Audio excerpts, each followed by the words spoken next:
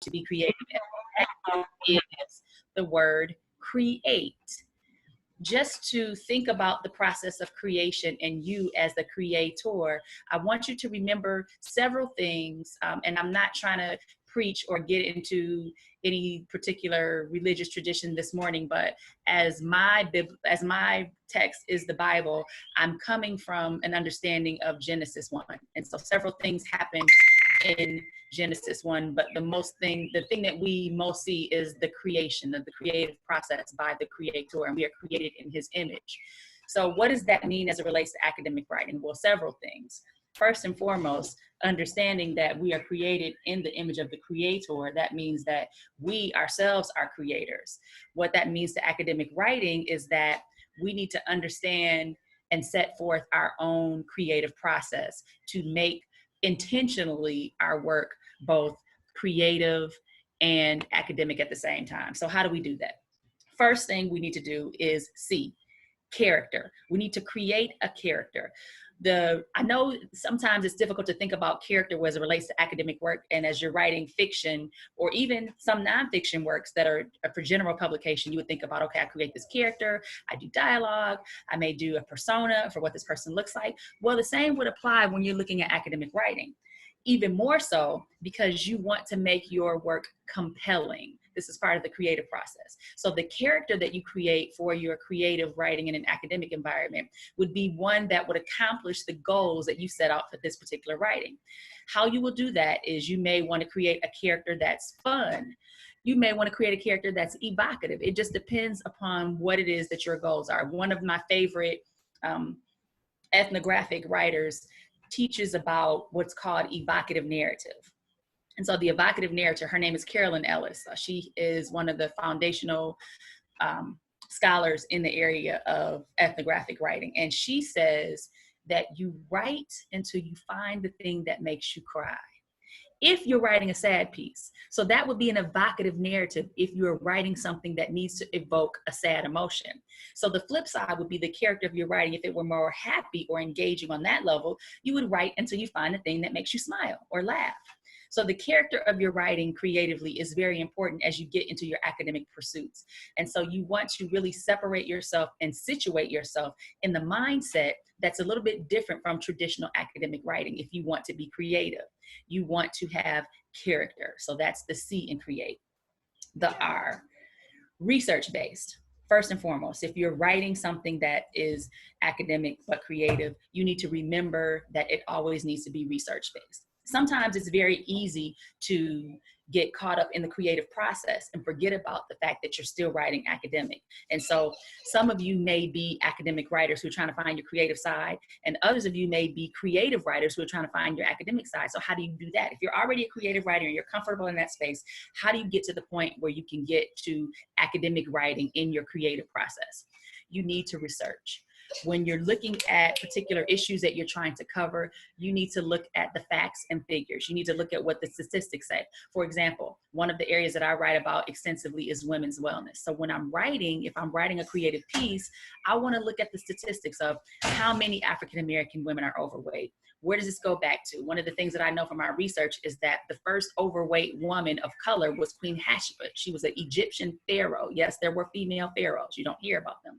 And this female pharaoh was known to have been obese, but it was not a health issue because at that time, that type of body style was privileged. However, there were issues that related from her condition that later led to diabetes and heart failure and things like that we know now. But that is part of research. So when I'm writing a creative piece, I'm looking at the research that informs the rhetoric, because that's what research essentially becomes when I translate it.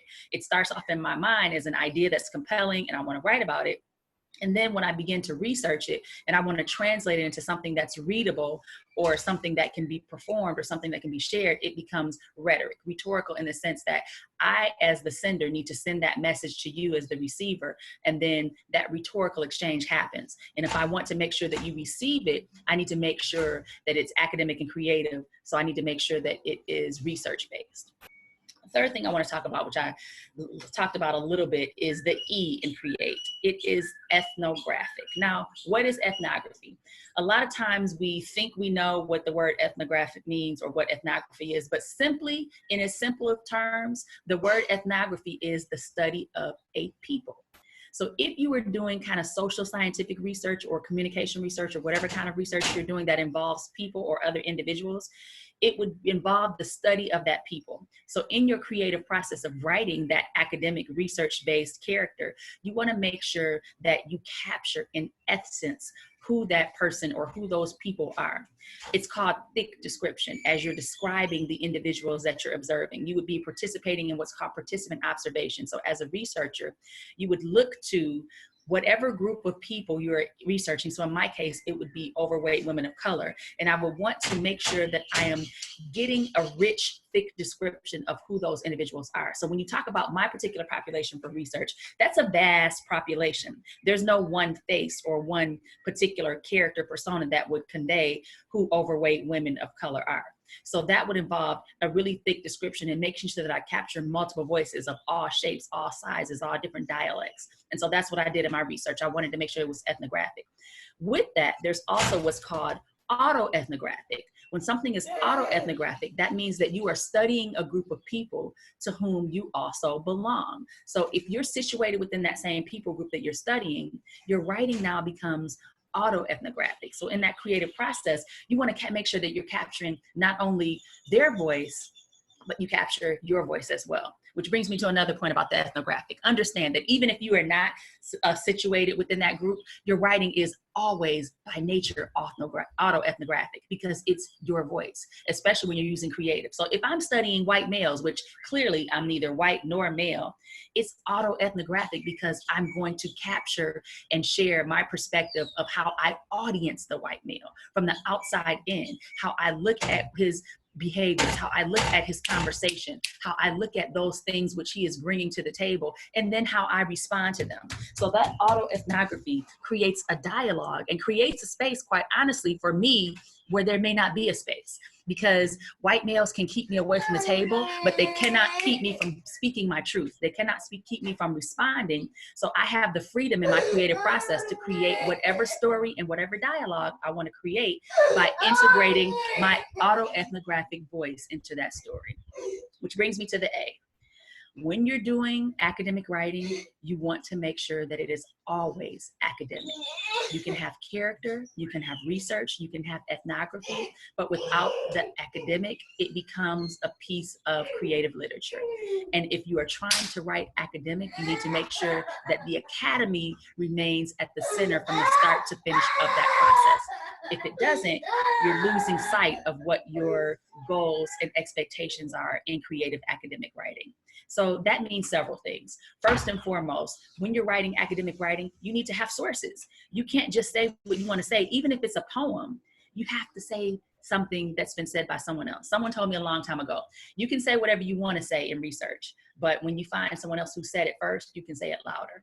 So you want to seek those perspectives that are convergent or like yours. When you're writing critical, reflective, creative writing that's academic and research-based, you want to look at those scholars who have said exactly what you want to say. You also want to look at those scholars who have said the opposite of what you're trying to say, that you can disagree with them. So it's an argument and it's a dialogue. And people get the misunderstanding of argument and think that to have an argument is a bad thing. People don't have a good understanding of what an argument is. From a communication perspective, an argument is something that is evidence-based and it has support. So when we get into emotion, we are no longer arguing, we are discursing, we are having discord. When we have arguments that are academic, they are supported, which means that if I find something in research that I disagree with, I can disagree with it freely and argue with it as long as I am supporting or have someone to support what my disagreement is in that research. Theories are meant to be broken. Theories are meant to be disproved. That's why they're just theories and not facts. Which brings me to the next letter, timely and topical. That is the T in create. Timely and topical means that you want to look at your topic from a space and time continuum. You want to, even if you're researching something historical, you want to look at what applies to that topic right now. Because if you're researching something historical and you're writing about something academic and creative that happened 200 years ago, why should people care about it now? There has to be some connection to today. There has to be some connection to a topic and timely. So today is where you want to position. Even if you want to take people backwards or forwards in time, you always want to position them in the present. So you have the past, present, and the future. When you're looking at the timeliness of your writing, you want to make sure that you're bringing things out in an orderly fashion. If you look at the creation story, you see that the Most High God created things in a specific order. And that is the same thing that you want to do as you create your academic writing. You want to make sure that you're timely and topical, and that you connect to people today so that there's a message that they can glean and something that they can actually do that's actionable. And the final letter is the E. Now, you can have character, you can have research, you can be ethnographically talented, and you can be academically writing something that's timely and topical. But this, if you miss this final piece, you will fail, and you will have something that's either not creative at all, or something that's not academic at all. You want to be entertaining. The whole purpose of bringing in your creative side into your academic writing is to be entertaining. Think about how many conferences and how many papers and how many lectures you sat through where all you heard was blah, blah, blah. But it's like Charlie Brown, wah, wah, wah, wah, wah, wah, wah, wah, wah, wah, and you tune out. So the purpose of getting your creative process involved in academic writing is to not be boring. I don't know about you, but I cannot be boring. But see, the academy teaches us to be boring, because those scholars who are white, Anglo-Saxon, Protestant, they privilege the boring because they privilege what's called the facts. And they question and they look down upon the creativity of the solarized people. So you, as a woman of color, need to understand that you are inherently entertaining. How do we know? Because the Bible says that they made us entertain them. And that's a fact. It's not something that I think I know, it's something that I know. Think about the songs. It literally says that they made us sing songs of mirth. So in our times of captivity, and even until this day, our people are the entertainers. They are the athletes. They are strictly put up on a pedestal, or we are strictly put up on a pedestal to entertain those people who are unable to entertain themselves. You know why I know that? Because if they were capable of entertaining themselves, they wouldn't be paying our people the big bucks to do it. Now, they may own the things, but they would have no stadiums. They would have no concerts. They would have none of that if it were not for the creativity of the people of color that the Most High blessed us with. So as you go through and you create your academic creations, feel free to release your creative side. That is there for a reason. And if you are already writing creatively and you want to find your academic side, feel free to embrace your curiosity, your natural curiosity that will cause you to research a little further, that will cause you to engage, that will cause you to be academic, because the outcome is going to be something that will be far beyond what you wanted to create when you started. The process of creativity is bigger than me. It's bigger than you. It's about being tapped into a story that began in Genesis. From Genesis, Exodus, all the way to Revelation, there's revelation to be found in research. And the way that we make it and extend it and give it a greater capacity to reach people is by using the creative process. So as you go forth, remember, create, character, research, ethnography, academic, timely and topical, and most importantly, entertaining.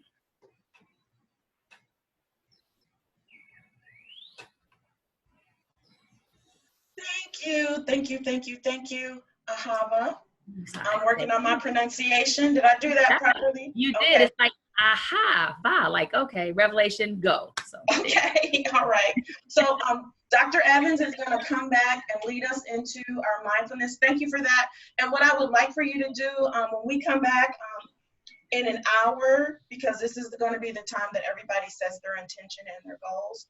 When we come back, I would like for you to share that poem you shared with me.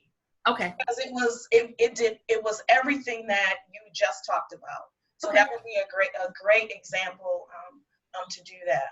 So awesome. Let's see.